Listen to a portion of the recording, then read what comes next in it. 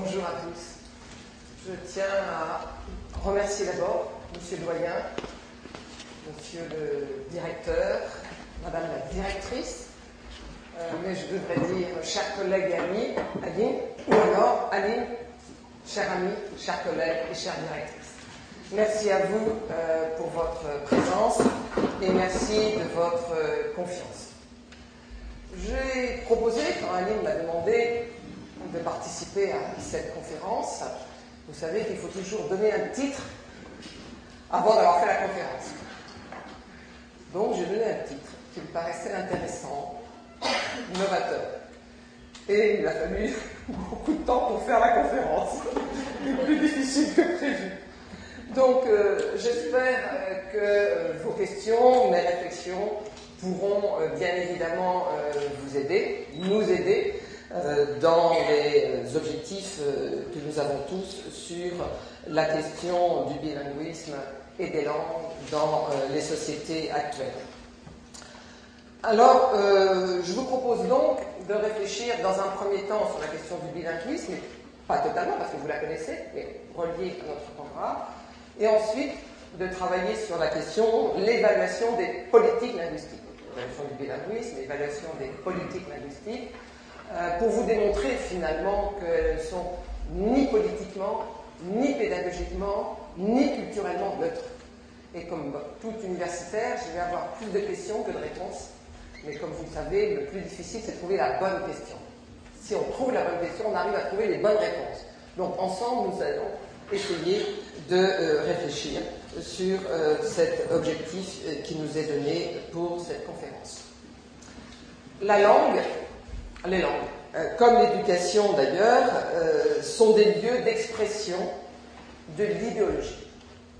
Et chacun croit avoir la légitimité de l'expert pour pouvoir imposer son point de vue au nom d'une expérience personnelle, ce qui complique bien évidemment les questions. En effet, tout le monde a son idée sur la langue, sur les langues, sur les usages linguistiques. Chacun cherche à imposer son système de référence. Or, ceci est d'autant plus difficile et complexe dans un contexte social et politique marqué par la globalisation, car les niveaux micro et macro sont interdépendants et les questions de l'évaluation se trouvent complexifiées d'autant. Complexifiées, mais marquées aussi du sceau de la nécessité. Les sociétés actuelles sont marquées par des phénomènes de rupture, de changement permanent, de l'éphémère et donc de l'instable. D'où la nécessité de faire appel à l'évaluation afin de se donner les moyens de différencier ce qui se produit par rupture, ce qui se maintient dans la continuité sous d'autres apparences. En ce sens, l'évaluation est directement liée au changement de temporalité, pression de l'immédiat par incapacité de prévoir le futur, et c'est de plus en plus vrai, et de s'appuyer sur le passé.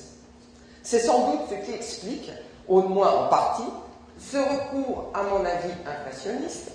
Je suis assez critique en général, conformément à ma personnalité, je vais continuer dans ce sens-là.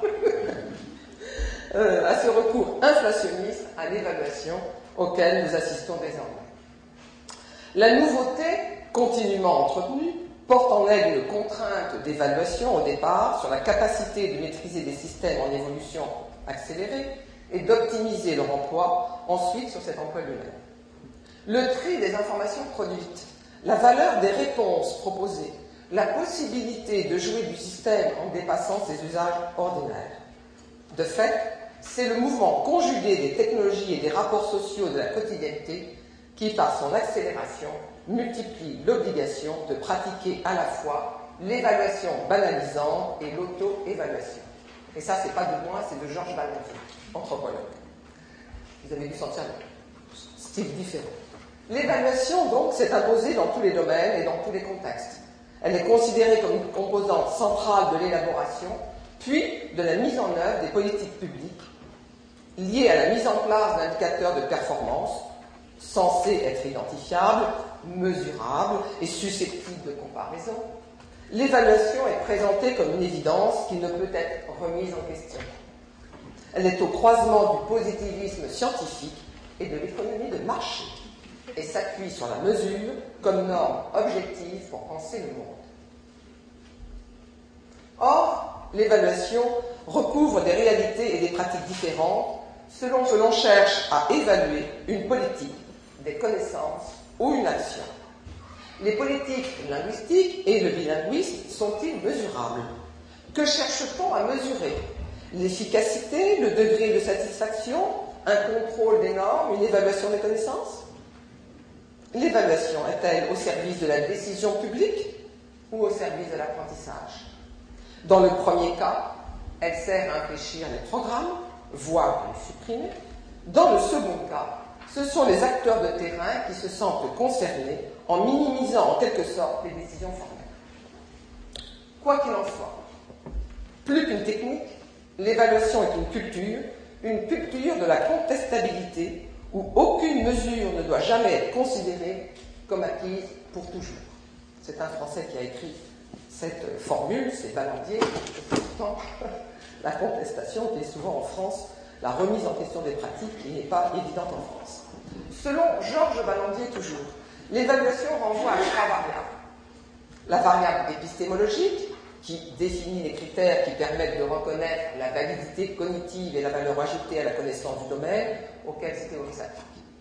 Une variable morale, qui permet de déterminer la valeur morale d'un être ou d'un principe d'action. Et la variable de la pratique, qui aide à identifier ou à mesurer l'écart par rapport à une norme. Pour la clarté de l'exposé, nous distinguerons donc les politiques linguistiques de l'objet de ces politiques, à savoir le bilinguisme, tout en prenant en compte, dans un cas comme dans l'autre, tout en comprenant qu'il s'agit de comprendre la complexité et la diversité des enjeux, des situations, des acteurs et des objets. Sur le bilinguisme, du singulier au pluriel, la définition du bilinguisme ne peut être ni intemporelle, ni décontextualisée. Sans entrer dans une analyse sociopolitique fine, nous devons admettre que le bilinguisme recouvre une pluralité de situations auxquelles sont attachées des représentations positives ou négatives. Toutes les formes de bilinguisme ne sont pas sociologiquement, politiquement ou même encore psychologiquement considérées de manière équivalente. Les formes nobles, entre guillemets, du bilinguisme coexistent avec des formes bâtardes, pour ne pas dire, dans certains cas, coupables. Dépendant des constructions sociopolitiques, des représentations et des attentes sociales, plus que jamais contradictoires, le bilinguisme ne saurait pourtant être défini a priori en dehors d'un projet collectif de société et d'éducation. Il s'enracine nécessairement dans l'idée de contrat qui lui-même est fonction de l'énonciation. Force est de constater que de nos jours, malheureusement, le bilinguisme renvoie à l'image d'un monde déserté par la pensée et réduit, j'insiste, à une technicisation des savoirs, des apprentissages et des conduites, alourdi par une recherche systématique d'évaluation, de maîtrise et de contrôle, rendue d'autant plus difficile compte tenu de la complexification du réel. Comment situer donc l'évaluation du bilinguisme dans un contexte plurilingue où la hiérarchisation des langues n'est pas toujours ni objectivée, ni énoncée quand elle n'est pas taboue? Tantôt prôné, tantôt rejeté, le bilinguisme suscite des débats contradictoires qui se polarisent sur les risques de rupture de la communauté, de déséquilibre dans les constructions identitaires. Il faudrait passer, mais vous le savez déjà mieux que moi, des langues aux pratiques langagières. L'hétérogénéisation accrue et définitive du tissu social multiplie le nombre des acteurs et surtout diversifie les points de vue en fonction des expériences collectives et individuelles. L'ouverture au monde, au tout monde, dirait Édouard Glissant, a un impact sur les questions sociales, éducatives et évidemment linguistiques. L'évolution de nos sociétés vers une internationalisation du quotidien et de l'environnement nécessite de prendre en compte les nouvelles pratiques langagières liées à la multiplication des contacts directs ou indirecte.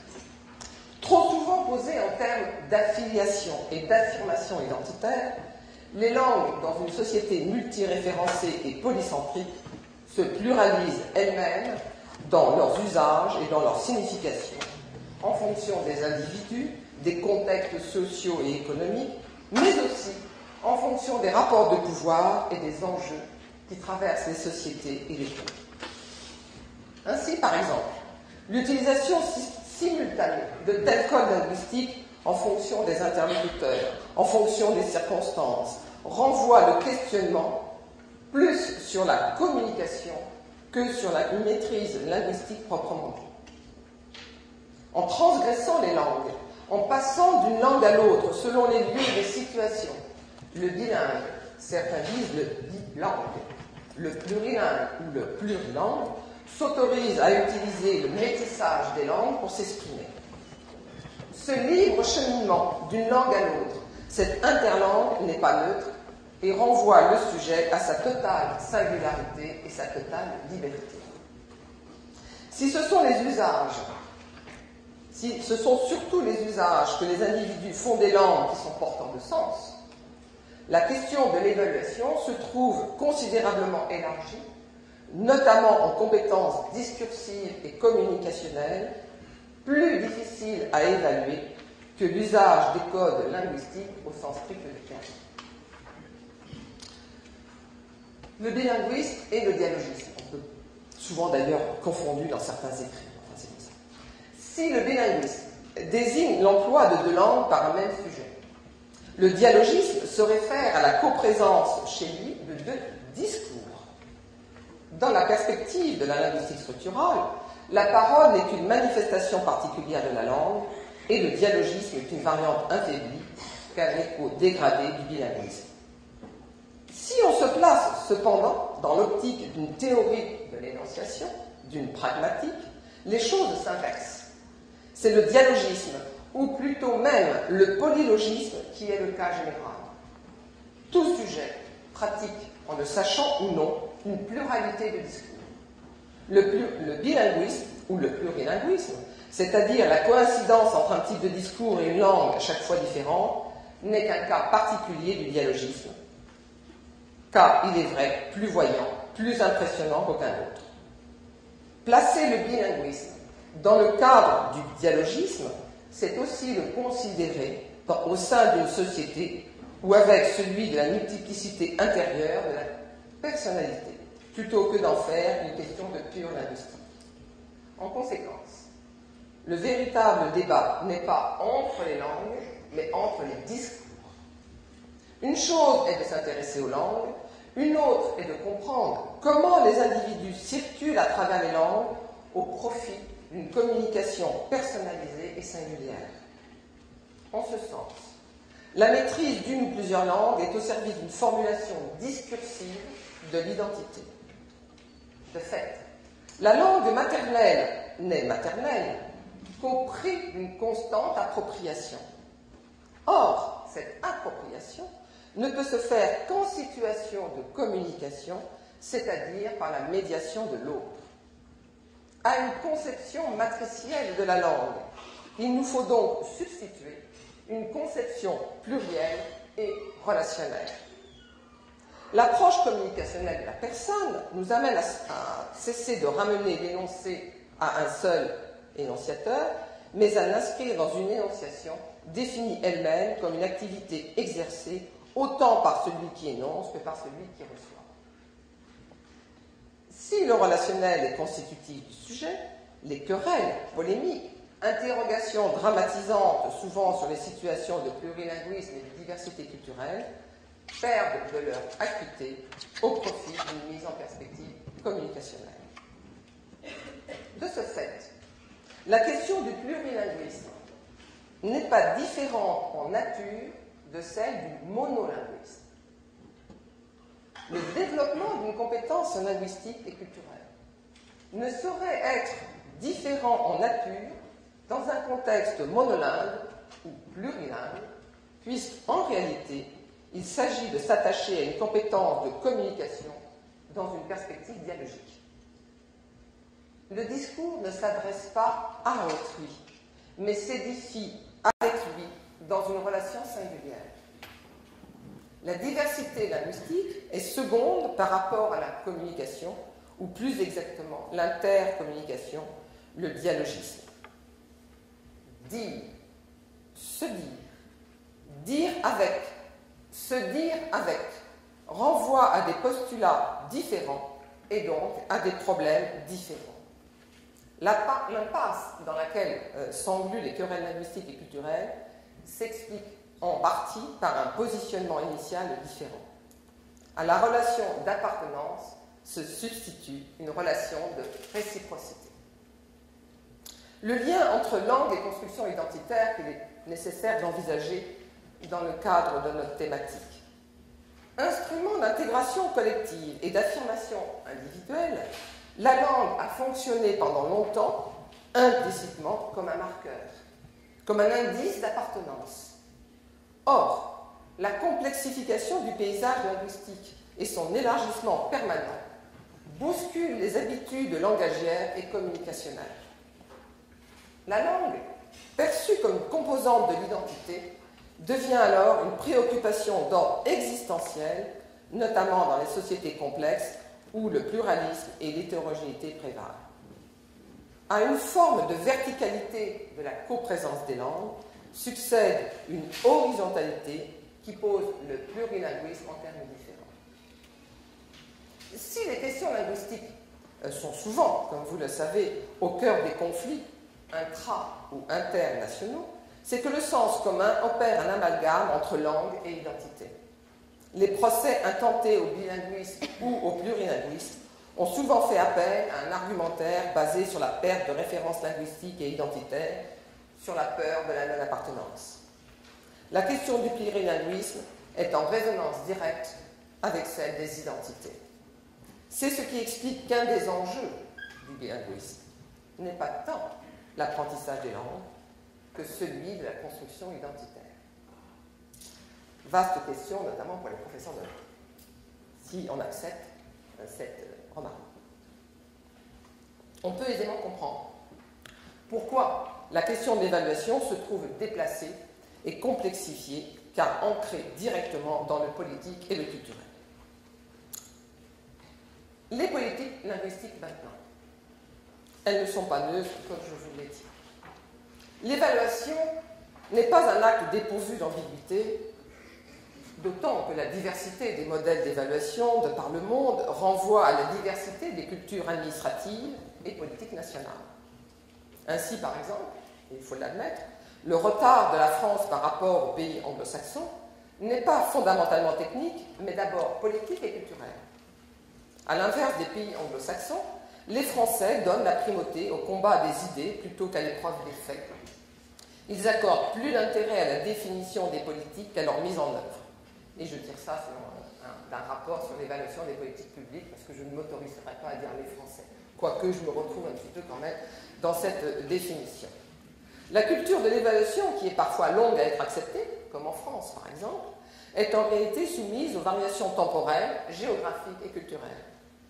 Georges Ballandier, toujours lui anthropologue, note par ailleurs que le problème de l'évaluation, omniprésent, instrumentalisé à toute fin dans les sociétés de la surmodernité, dont nous faisons partie, semble absent des sociétés étudiées par les anthropologues. Donc, sur le plan politique, dans le champ de l'action publique, l'évaluation repose sur un principe démocratique inscrit dans la Déclaration des droits de l'homme de 1789 qui postule que les citoyens ont un droit de contrôle sur les usages qui sont faits de l'argent public. Article 14. 1789, bien que. Tous les pays considèrent désormais que l'évaluation est une des composantes de l'obligation de rendre des comptes et donc de transparence. La question demeure de ne pas évacuer la complexité des situations, complexité d'autant plus grande quand il s'agit d'apprentissage et de politique linguistique. En effet, si les marchés, malgré leur complexité institutionnelle, fonctionnent à partir de la satisfaction des usagers, les biens publics, santé, éducation, sécurité, justice, exige des critères divers et politiquement contradictoires. En outre, évaluation et action politique ne sont pas sur les mêmes temporalités, surtout maintenant. La première nécessite un recul, quand la seconde exige, malheureusement à mon avis, des réponses de plus en plus rapides. Si les politiques linguistiques ne sont pas dissociables des engagements et des enjeux sociopolitiques, leur mise en œuvre et leur management ne peut être totalement indépendant des choix effectués. L'évaluation n'est donc pas un acte politiquement neutre. Par ailleurs, la question des indicateurs. Les indicateurs sont le reflet d'une prise de décision politique et l'apparente technique des indicateurs cache en réalité des choix politiques. L'évaluation des politiques linguistiques n'échappe pas à ce postulat, d'autant que la complexité croissante de l'ordre social implique une redéfinition des références propres aux langues, sans laquelle l'idée de politique linguistique reste un vain mot, voire devient un enjeu de confrontation entre les diverses instances, les différents groupes, les différentes institutions, qui se considèrent toutes plus légitimes les unes que les autres. On ne peut négliger le fait que les acteurs sociaux, de par leur différentiel de pouvoir, utilisent et fabriquent de l'information en fonction de leurs intérêts. L'évaluation ne peut être dissociée de la définition des objectifs et des finalités, et donc d'un contrat linguistique clair. La cohérence de la politique linguistique dépend de l'émergence d'un accord et d'un projet collectif largement partagé, car il n'y a pas de politique linguistique publique sans adhésion entre les partenaires, sans une éthique commune. Ce n'est qu'en rendant ces références collectivement partagées, plus lisibles et plus visibles, que l'on pourra parler de contrat linguistique et donc d'évaluation. Pour un auteur, Danilo Martuccelli, l'évaluation supposée introduire de la transparence et être surtout un critère consensuel de jugement dans les débats politiques, grâce justement au rôle des indicateurs, est en réalité un nouveau domaine de conflictualité sociale. En ce sens, la question de la politique linguistique ne peut être résolue en dehors de la définition de la citoyenneté.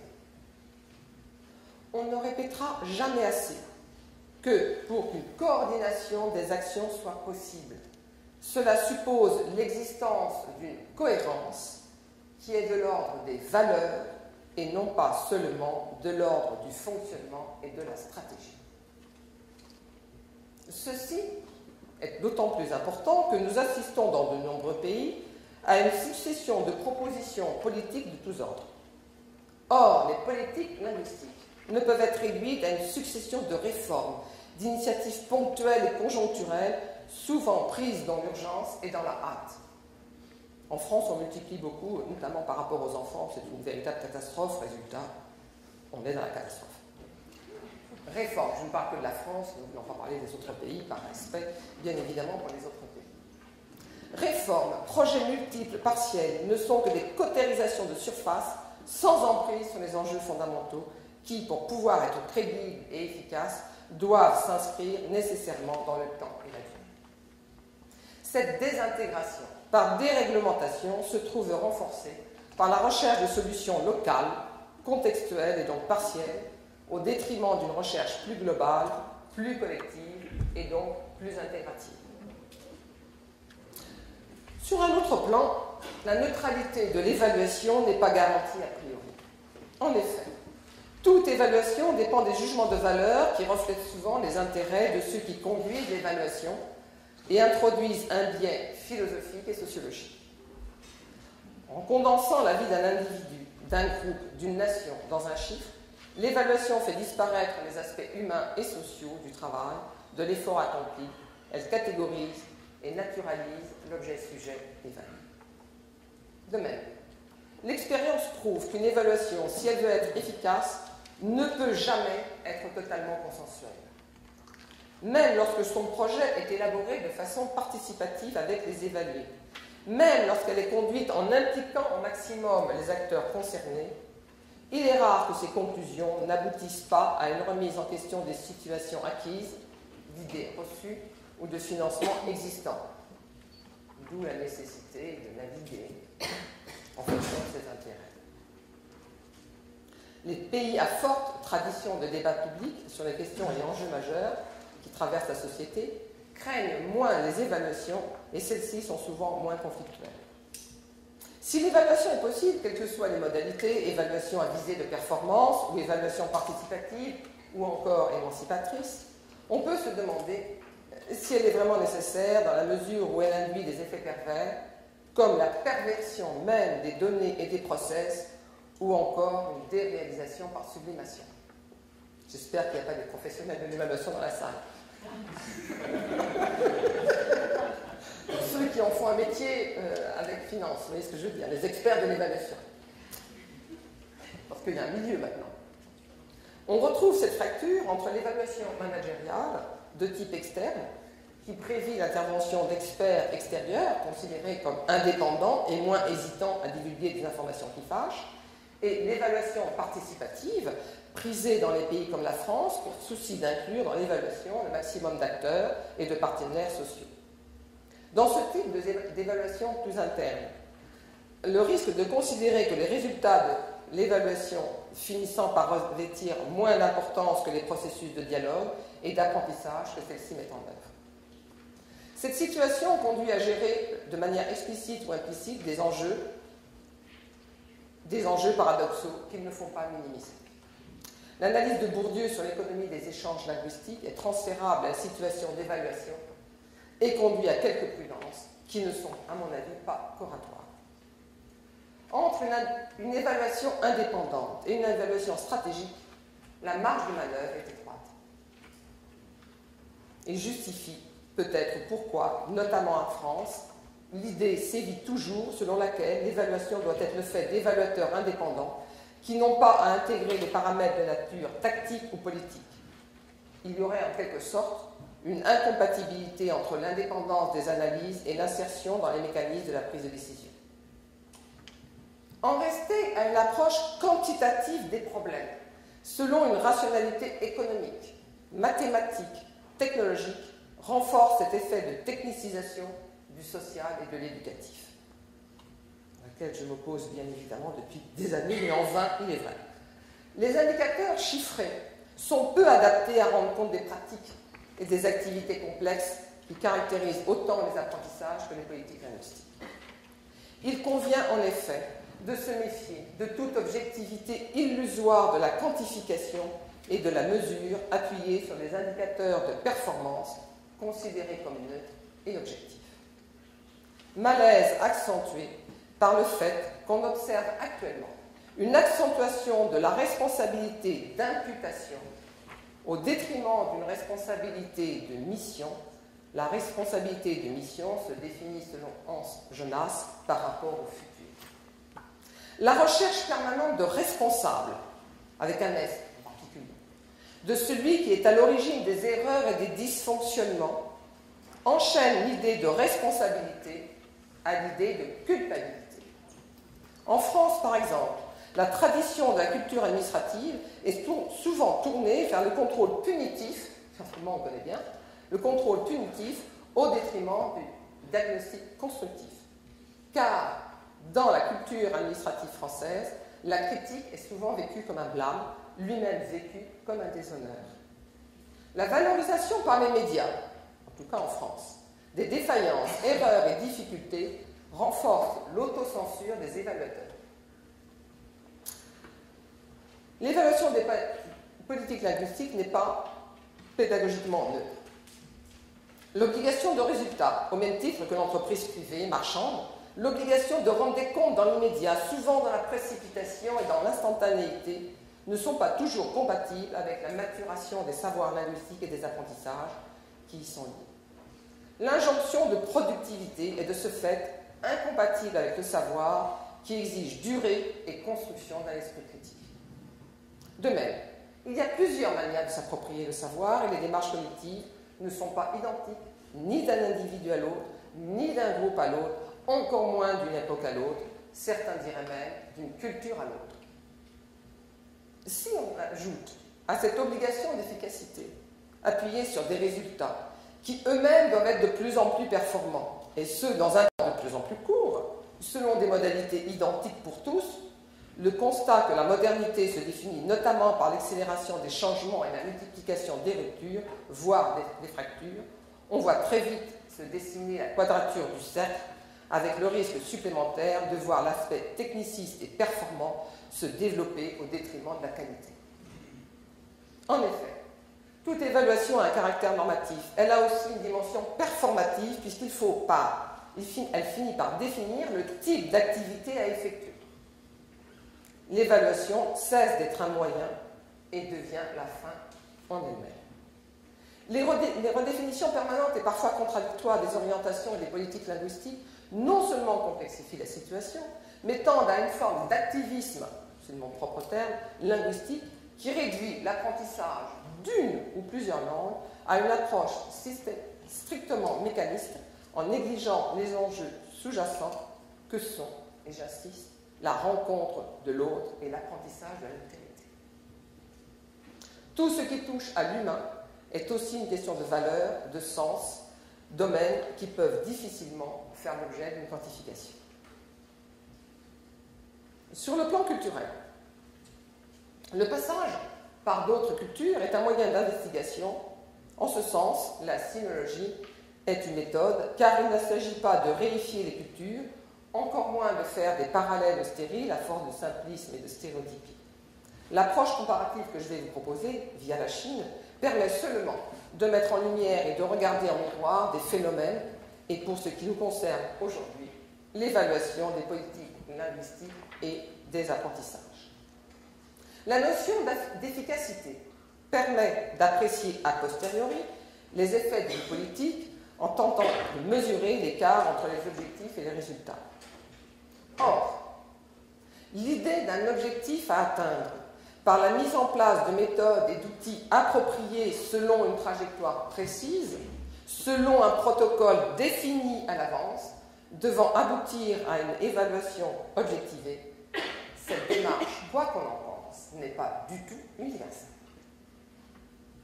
La logique moyen-fin, très valorisée dans tous les domaines, y compris dans les apprentissages et l'évaluation, n'est pas la seule manière d'assurer l'efficacité. Cette logique, l'efficacité, n'est pas atteinte de la même manière partout et à toutes les époques. À l'adéquation moyen-fin, François Julien, philosophe et sinologue, oppose la conception chinoise d'une pensée, je cite, d'une pensée de l'efficacité qui, ne projetant aucun plan sur le cours des choses, n'a pas non plus à envisager la conduite sous l'angle moyen-fin. Celle-ci résulte non d'une application, mais plutôt d'une exploitation en mettant à profit le potentiel impliqué dans une situation donnée.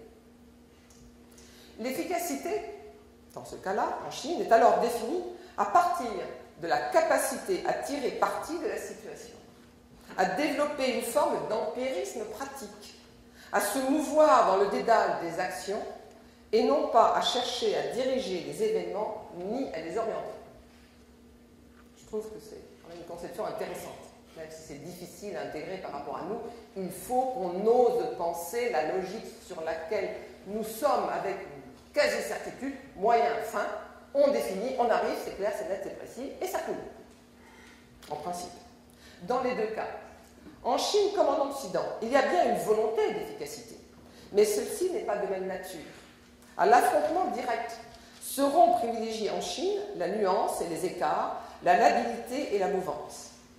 À une forme de volontarisme seront privilégiés la maturation et la durée. De fait, le stratège chinois ne délibère pas par des moyens. Il ne projette ni ne construit rien.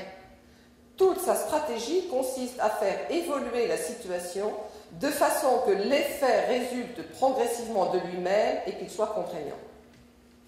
L'efficacité, dans ce sens, n'est pas le résultat d'une action délibérée et volontariste, mais une transformation de la situation. C'est une efficacité par adaptation. C'est elle qui conduit d'elle-même au résultat. À côté du rapport moyen à fin, le rapport condition-conséquence est celui que privilégient les Chinois. Les travaux de François Julien s'appuient sur la tradition chinoise, la philosophie chinoise qui est ancienne, même plus ancienne que la nôtre. Hein. Maintenant, après, la question n'est pas de dire c'est vrai aujourd'hui, c'est pas vrai aujourd'hui, etc. La question n'est pas là. C'est simplement, par ce détour-là, de prendre conscience qu'il y a d'autres manières de faire. C'est le seul intérêt de la démonstration. Le succès est donc, dans ce cas-là, prédéterminé par la situation, d'où la primauté du comment faire sur la valorisation a priori du résultat. En tant qu'ancienne institutrice, pendant 15 ans, je ne me suis jamais intéressée à l'évaluation, mais jamais, ni à l'échelle, ça ne m'a jamais intéressée, jamais. Jamais compris d'ailleurs pourquoi les professeurs en sciences de l'éducation passaient leur temps à faire des thèses là-dessus. Parce que non, mais je rigole pas, mais je vous assure, mais parce que je trouve que quand on s'intéresse sur le comment faire plutôt que de voir le résultat et d'évaluer le résultat, si on réfléchit bien sur le comment faire, je suis désolée, ça réussit. C'est un peu bête, c'est un peu simpliste, mais en tout cas ça marche et je peux vous le prouver par des actions de terrain. L'attention est portée sur les conditions, sur la situation qui favoriseront l'émergence d'un comportement adapté. Ce qui compte, c'est moins le but que le cheminement. Les origines et la finalité ne sont pas considérées comme étant porteurs de l'action. La volonté est peu valorisée. Plutôt que de dresser un modèle qui serve de norme à son action, le sage chinois est porté à concentrer son attention sur le cours des choses telles qu'il se trouve engagé pour en déceler la cohérence et profiter de leur évolution. Dans cette perspective, les notions de plan, de planification et donc d'évaluation ne sont pas nécessaires a priori. En ce sens, au lieu de construire une forme idéale qu'on projette sur les choses, il convient de s'attacher à détecter les facteurs favorables à l'œuvre dans leur configuration. Au lieu de fixer un but à son action, il convient de se laisser porter par la propension. Bref, au lieu d'imposer son plan au monde, il convient de s'appuyer sur le potentiel de la situation et évaluer les forces en présence, notamment les facteurs favorables et défavorables.